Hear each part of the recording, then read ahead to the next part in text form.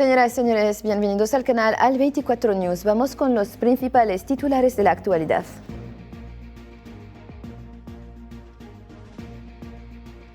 Los ataques sionistas en diversas zonas de la Franja de Gaza aniquilan a familias enteras. Hamas, por su lado, confirma su disponibilidad para un acuerdo global. En el 10º Congreso de la Unión de los Trabajadores Saharauis, se afirmó el apoyo internacional a la lucha del pueblo saharaui. Se hicieron igualmente llamamientos para que el Consejo de Seguridad de la ONU asuma sus responsabilidades respecto a los derechos de los saharauis. En vísperas de la segunda ronda de negociaciones nucleares iraníes, Teherán pone en duda las intenciones de Washington y subraya que un acuerdo es posible si Washington es realista. Y poco después de las conversaciones entre Estados Unidos y Europa para poner fin a la guerra en Ucrania, Washington amenaza con retirarse de los esfuerzos de mediación si no se logran avances.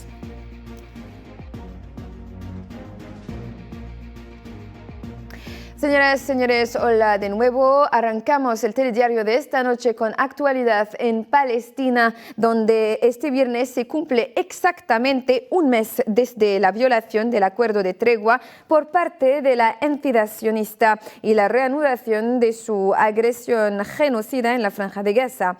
Desde entonces, las masacres han sido diarias y la lista de mártires crece drásticamente día a día. El número de muertos ha ascendido a 51.065 muertos y más de 116.505 heridos, la mayoría de los cuales son mujeres y niños.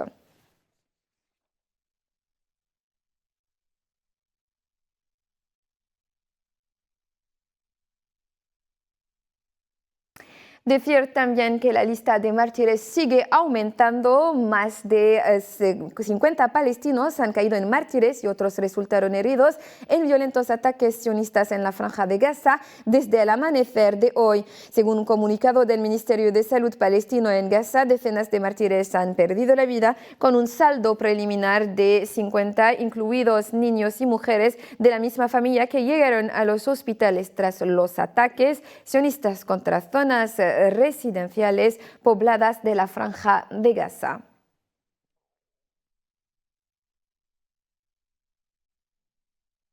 Los palestinos buscaron a sus familiares entre los escombros en Jabalia este viernes en Gaza, después de un ataque sionista que mató a varias personas, según el Ministerio de Salud de Gaza.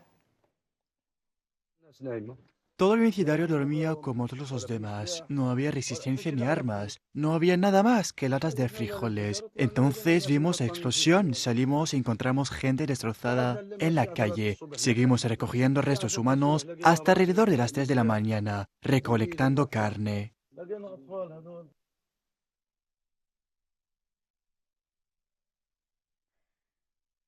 Y seguimos en Gaza, donde ha transcurrido más de un mes desde que entró cualquier ayuda en la franja, y las consecuencias de este bloqueo sionista se están sintiendo duramente. El observador euromediterráneo de derechos humanos ha alertado de una hambruna inminente en el enclave, dado el bloqueo ilegal que impide la entrada de ayuda humanitaria y productos alimenticios esenciales, afirmando que cientos de familias se han visto obligadas a reducir sus comidas diarias al mínimo, lo que ha provocado una pérdida de peso significativa entre los residentes, especialmente los niños, que constituyen 2/3 de la población.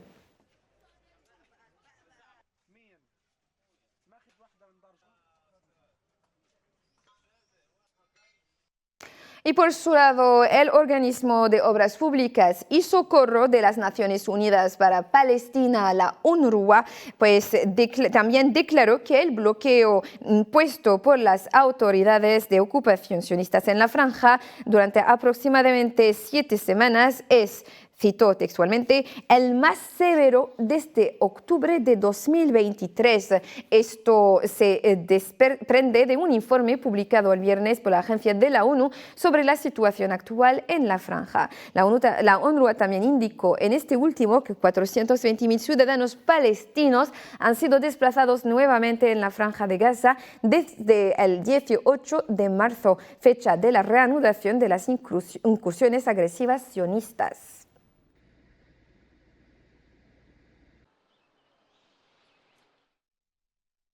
Y por su parte, el líder de Hamas en la franja de Gaza, Khalil al-Hayya, afirmó la disposición del movimiento a unificar de inmediato y iniciar negociaciones amplias que incluyan la liberación de todos los prisioneros sionistas y un número acordado de prisioneros palestinos. En un discurso grabado en vídeo, al-Hayya declaró que a cambio la ocupación debe detener completamente la guerra y retirarse completamente de la franja de Gaza, al tiempo que garantiza el inicio de la reconstrucción y el fin del asedio.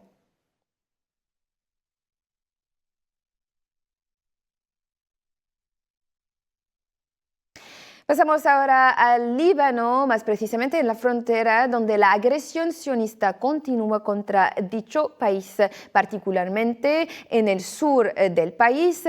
Al menos un libanés cayó en mártir este viernes en un nuevo ataque contra un vehículo cerca de la ciudad costera de Saida, una nueva violación sionista del acuerdo del tregua que entró en vigor en noviembre pasado, elevando el número total de mártires a más de 4.000, incluidos un gran número de mujeres y niños.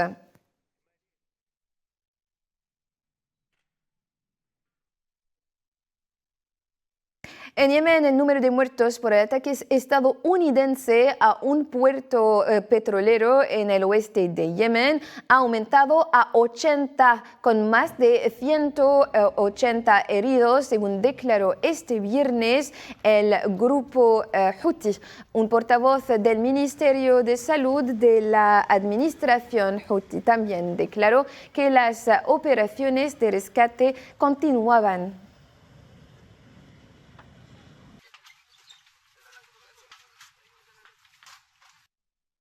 Seguimos en Yemen para declarar que tras estos múltiples ataques, miles de yemeníes salieron este viernes a las calles de la capital Sanaa para protestar contra los ataques estadounidenses y contra el genocidio sionista en Gaza, expresando su determinación de enfrentar todas las agresiones.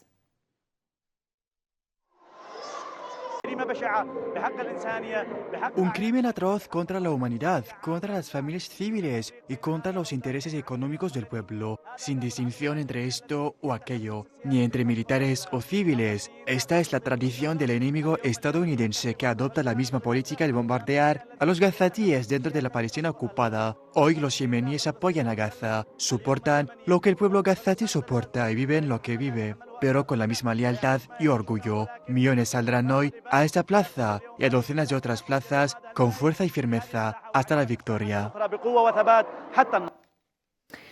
Pasamos ahora al expediente del Sáhara Occidental, apertura este viernes de la 10ª cumbre del Sindicato de Trabajadores de Saqiya al-Hamra y Wad Dahab. El presidente saharaui Ibrahim Ghali llamó en esta ocasión al Consejo de Seguridad de la ONU a asumir sus responsabilidades hacia el pueblo saharaui y su justa causa durante su discurso pronunciado en la apertura del evento.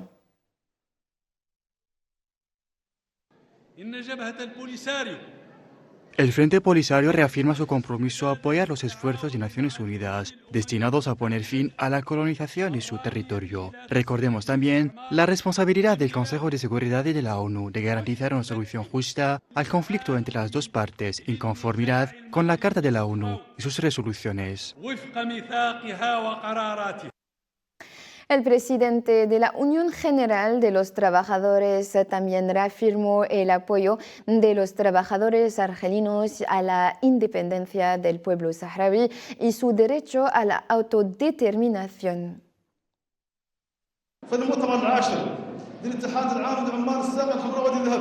La 10ª cumbre de la Unión General de los Trabajadores Saharauis se da en un contexto internacional muy complicado, marcado por el retroceso de los principios y de los valores de justicia.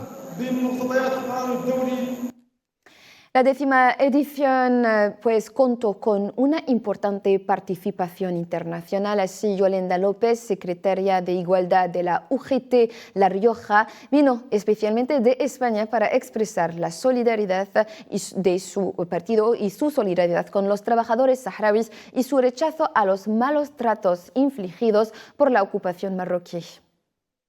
Hola, soy Yolanda, vengo de UGT España, vengo también de la provincia de La Rioja, Logroño, y vengo como invitada, es mi primera intervención aquí en UGT Sario, vengo como invitada y vengo a apoyar al pueblo saharaui y colaboramos también con el pueblo saharaui, con los que tenemos en Logroño, y no estamos de acuerdo con todo lo que se está haciendo en el pueblo saharaui y tenemos que tengan todo el apoyo que les estamos dando desde UGT, y nosotros seguiremos luchando y viendo y estando a favor del pueblo saharaui con toda la barbaridad que se está haciendo contra ellos.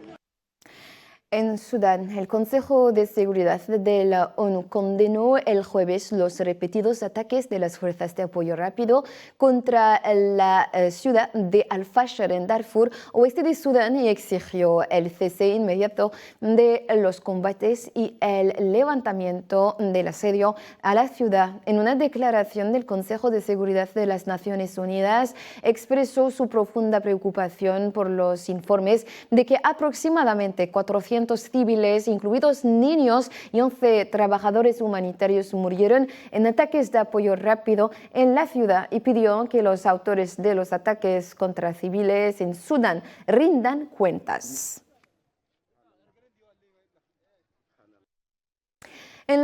Tratándose del expediente de la República Democrática del Congo, el grupo A3+ del Consejo de Seguridad de las Naciones Unidas condenó en los términos más enérgicos todos los actos de violencia y las violaciones del derecho internacional en el este de la República Democrática del Congo, así como pidió la reanudación del diálogo y la solución de las controversias por medios pacíficos. Así lo afirmó durante una reunión del Consejo de Seguridad celebrada el pasado miércoles sobre la región de los Grandes Lagos, donde el representante de Somalia ante las Naciones Unidas, Abubakar Dahir Usman, en nombre del grupo integrado por Argelia, Sierra Leona, Somalia y la República de Guyana, advirtió sobre la escalada de violencia y las actividades de los grupos armados en el este de la República Democrática del Congo y sus efectos sobre la situación de la seguridad en la región.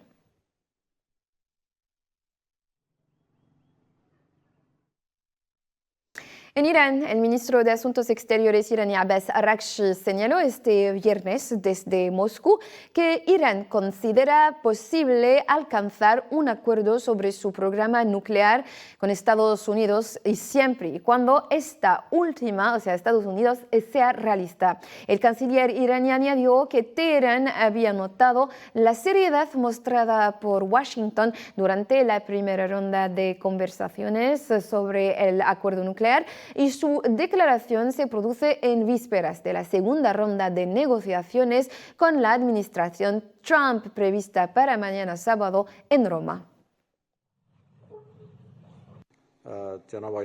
Pero la vía de la diplomacia sigue abierta y la noción de conversaciones indirectas no es algo complicado o extraño, y es posible llegar a un acuerdo mediante conversaciones indirectas. Hemos visto un cierto nivel de seriedad en la primera ronda de conversaciones, y si están dispuestos a discutir la cuestión nuclear y solo la cuestión nuclear y de un conjunto de conversaciones serias sin involucrar otros asuntos, entonces podremos avanzar más hacia un diálogo constructivo. Así que, como digo, si no se plantean exigencias imposibles de cumplir, entonces podría ser factible llegar a un acuerdo.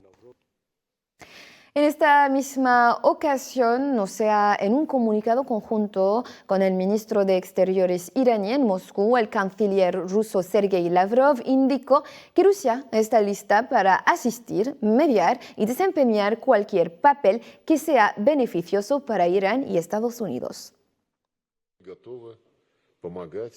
Estamos dispuestos a ayudar a mediar y a desempeñar cualquier papel que sea útil desde el punto de vista iraní y aceptable para Estados Unidos. Partimos del hecho de que la única manera de llegar a un acuerdo, como acaba de decir el ministro iraní Araghchi, es ponerse de acuerdo exclusivamente sobre las cuestiones nucleares.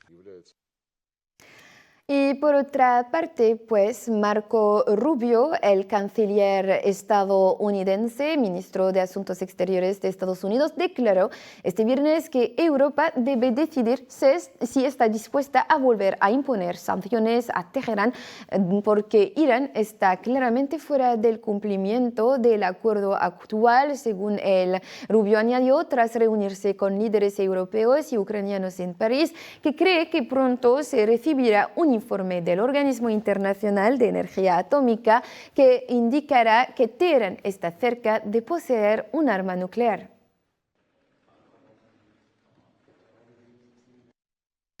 Así pues, tal como les contamos, la capital italiana Roma acogerá mañana sábado la segunda ronda de negociaciones entre Irán y Estados Unidos sobre el expediente del nuclear iraní, en un momento en que aumentan las tensiones y divergen las posturas entre ambas partes, con la insistencia de Teherán y la presión de Washington. Más detalles en este comentario de Kerim Mostfawi. De Mascate a Roma, las negociaciones entre Teherán y Washington entrarán mañana sábado en su segunda fase, aunque ambas partes calificaron su primer encuentro en la capital omaní la semana pasada de constructivo. El panorama sigue siendo incierto y los escenarios imprevisibles con posturas aún distantes. Estas conversaciones se llevan a cabo mientras Estados Unidos continúa exigiendo que Irán detenga su programa atómico, llamando a un desmantelamiento nuclear total, una demanda que este país persa califica como innegociable.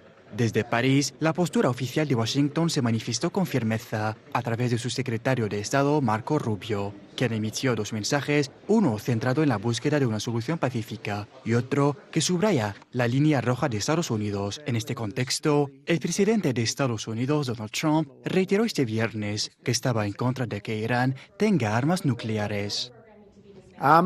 Estoy a favor de impedir sencillamente que Irán tenga un arma nuclear. No pueden tener armas nucleares. Quiero que Irán sea grande, próspero y magnífico.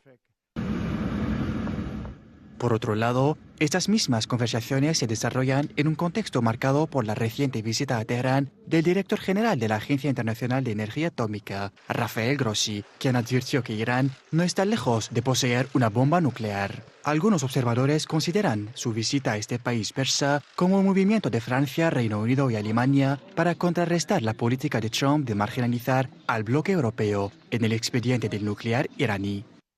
Así pues, las negociaciones entre Irán y Estados Unidos en Roma se encuentran en una encrucijada, ya que también la ocupación israelí sigue de cerca la situación. Su ministro de Asuntos Estratégicos y el jefe del Mossad se han desplazado a París, lo que sugiere una carrera entre las grandes potencias por influir en el proceso negociador y frustrar los intentos de la administración estadounidense de monopolizar una de las crisis más complejas. Expediente iraní siempre. El presidente iraní Masoud Pezeshkian declaró este viernes que su país no busca la guerra, sino que intenta resolver las diferencias regionales. También acusó a la entidad sionista de cometer actos de terrorismo, afirmando que lleva a cabo terrorismo a través de software, hardware y redes sociales.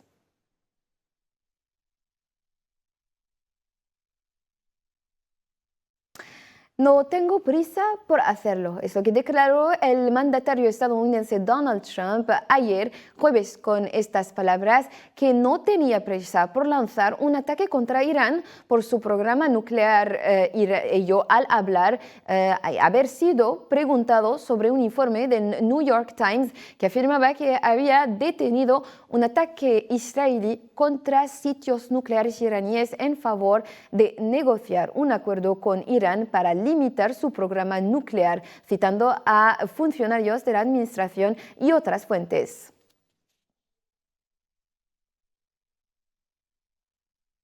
Hablando del conflicto ruso-ucraniano, pues el Kremlin declaró que ya se ha logrado cierto avance en las negociaciones de paz, el cual está vinculado al cese de los ataques contra instalaciones energéticas, aunque aún quedan muchas discusiones por delante. En un comunicado, el Kremlin afirmó que Rusia está abierta al diálogo y busca resolver el conflicto en Ucrania teniendo en cuenta sus propios intereses, aunque reconoció que las conversaciones sobre una solución al conflicto ucraniano son difíciles.